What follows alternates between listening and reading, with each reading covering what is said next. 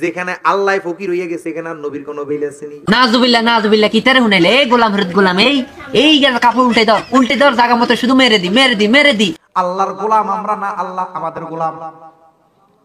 জোরে বলেন। বাদিগাছের কইছে দেখছুনি এমন হিডিয়ম যে পাবনার জানে সিরিয়াল হাতিনো, পাবনার গাড়িও হাতিনো, এমন জোর হিডিয়ম। কি কিছু কথা বুঝতে আল্লাহ বুঝি তোর গোলাম। হ্যাঁ, তাইলে রাসূল দুনিয়া থেকে বিদায় নেওয়ার পরে গোলামের বাচ্চা কিভাবে প্রলাদা হয়? ইন্নারিল্লাহ ছাও এত কত বড় সাবাস, এত রাসূল রে কেন গোলাম কইলো। এতার লাই কেন তোমরা বাদিগাছের কইছা রেডি দাও, এত হিডনের লাই তোমরা বাদিগাছের কইছা গোগা ছাঁচিলো লাগলে ছাঁচিলো।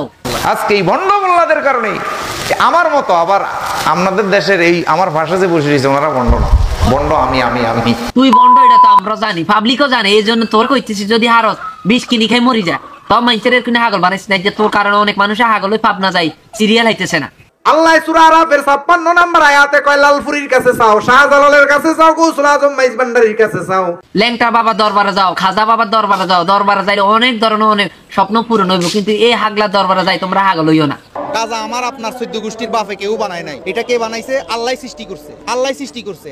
এখন আমাদের কিছু পাগল আছে এরা লিমিট ক্রস করে ফেলে।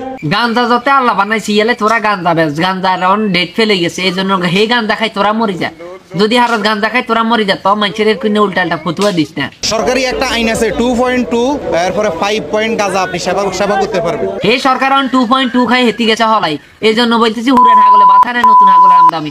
এক সরকার গেছে আর সরকার আইতেছে তোর মতো হাগল ছাগল।